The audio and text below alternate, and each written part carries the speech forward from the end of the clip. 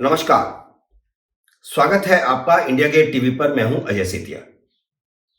मित्रों, भारत में हिंदुओं और मुसलमानों को एक दूसरे के सामने लाकर देश में दंगे करवाने के प्रयास एक बार फिर शुरू हो चुके हैं। इस बार पर्दे के पीछे से वह चीन भी भारत के मुसलमानों को उकसाने का काम कर रहा है, जिसने खुद ने चीनी मुसलमानों को गुलामों जैसी जिंदगी जीने को मजबूर किया हुआ है। यह बात अब काफी हद तक सामने आ चुकी है कि भारतीय मुसलमानों को हिंदुओं के खिलाफ भड़काने के लिए बीबीसी ने जो डॉक्यूमेंट्री बनाई है, उसके पीछे चीन की कुछ कंपनियों का हाथ है। बीबीसी की इस डॉक्यूमेंट्री में नरेंद्र मोदी पर आरोप लगाया गया है कि जब वह गुजरात के मुख्यमंत्री थे तो उन्होंने हिंदुओं को मुसलमानों का कत्ल करने की खुली छूट दे दी थी। सांसद महेश जेठमलानी इस डॉक्यूमेंट्री को बनवाने के पीछे चीन के हाथ होने के काफी सबूत सामने ला चुके हैं और वह इस खोजपूर्ण काम में लगे हुए हैं। भारत में चीन का समर्थन करने वाली कम्युनिस्ट पार्टियां जिस तरह बीबीसी की डॉक्यूमेंट्री के पक्ष में आकर खड़ी हुई हैं, उससे भी साबित होता है कि यह चीन, बीबीसी और भारतीय कम्युनिस्ट पार्टियों का मिला जुला खेल है। डॉक्यूमेंट्री को सोशल मीडिया पर बैन करने के खिलाफ जो लोग सुप्रीम कोर्ट में गए हैं, उनमें से कम एक की बैकग्राउंड भी चीन और कम्युनिस्ट पार्टियों से जुड़ाव की है। हिंदू अखबार, जो हमेशा हिंदुओं के खिलाफ और भारतीय जनता पार्टी के भी खिलाफ रहा है, उसके पूर्व संपादक, जो असल में उसके मालिक भी हैं, एन राम, उन 3 लोगों में से एक हैं जो सुप्रीम कोर्ट गए हैं। एन राम अब तक दर्जनों बार चीन जा चुके हैं। वे किसी भी अन्य देश में इतनी बार नहीं गए जितनी बार वे चीन गए हैं, और भारत का और कोई भी पत्रकार इतनी बार चीन नहीं गया जितनी बार एन राम गए हैं। दूसरी याचिकाकर्ता तृणमूल कांग्रेस सांसद महुआ मोइत्री है, जो संसद में मोदी के खिलाफ सशक्त आवाज है। तीसरे याचिकाकर्ता वही प्रशांत भूषण हैं, जिन्होंने कश्मीर पर पाकिस्तान समर्थक बयान दिया था, जिस कारण केजरीवाल ने उन्हें आम आदमी पार्टी से निकाल दिया था। हैरानी यह है कि सुप्रीम कोर्ट ने मौलिक अधिकारों के हनन वाली इस याचिका को स्वीकार कर लिया है।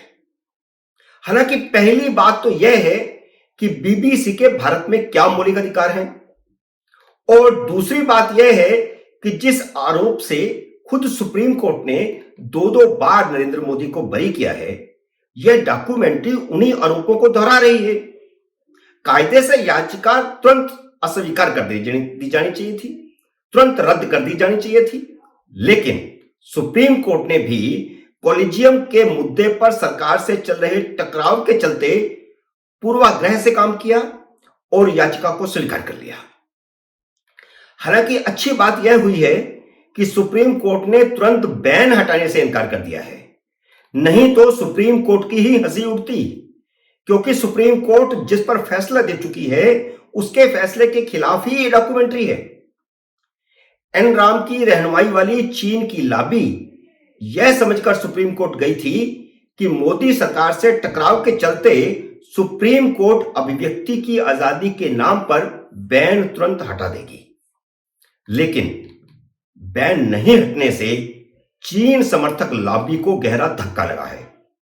सुप्रीम कोर्ट ने सरकार को 3 हफ्ते में नोटिस का जवाब देने को कहा है और यह भी कहा है कि अगली सुनवाई अप्रैल में होगी। सुप्रीम कोर्ट में एक दूसरी याचिका भी है। यह याचिका हिंदू सेना ने दाखिल की है, जिसमें भारत में बीबीसी को बैन करने की मांग की गई है, क्योंकि उसकी सारी रिपोर्टें हिंदू विरोधी होती हैं। हिंदू सेना के अध्यक्ष विष्णु गुप्ता ने मांग की थी कि उनकी इस याचिका को मुख्य मामले के साथ टैग कर दिया जाए। इस तरह चीन की लॉबी के सामने हिंदू लॉबी खड़ी हो जाती, लेकिन चीफ जस्टिस ऑफ इंडिया ने कहा कि उस मामले में पीठ के आदेश का इंतजार करिए। सुप्रीम कोर्ट ने इस याचिका पर सुनवाई के लिए 10 फरवरी तय की हुई है। अब लगता है कि 10 फरवरी को यह याचिका उस याचिका के साथ टैग हो जाएगी और फिर मजा आएगा जब कोर्ट में दोनों पक्ष आमने सामने खड़े होंगे। एक बैन हटवाने वाली चीन लॉबी और दूसरी शुद्ध हिंदू लॉबी जो भारत में बीबीसी को ही बैन करवाना चाहती है। याचिकाकर्ता विष्णु गुप्ता ने इसे सिर्फ मोदी हिंदू ही नहीं बल्कि भारत की अस्मिता का सवाल बताया है। उन्होंने याचिका में कहा है कि यह डॉक्यूमेंट्री भारत के सामाजिक ताने बाने को नष्ट करने के लिए बनाई गई है। इसके पीछे किन किन ताकतों का हाथ है, इसकी भी एनआईए से जांच करवाई जानी चाहिए। खैर, इस खेल के सबूत कभी सामने आएंगे या नहीं आएंगे यह तो नहीं कहा जा सकता, लेकिन चीन, बीबीसी और भारतीय कम्युनिस्टों और कांग्रेसियों का मकसद पूरा हो चुका है।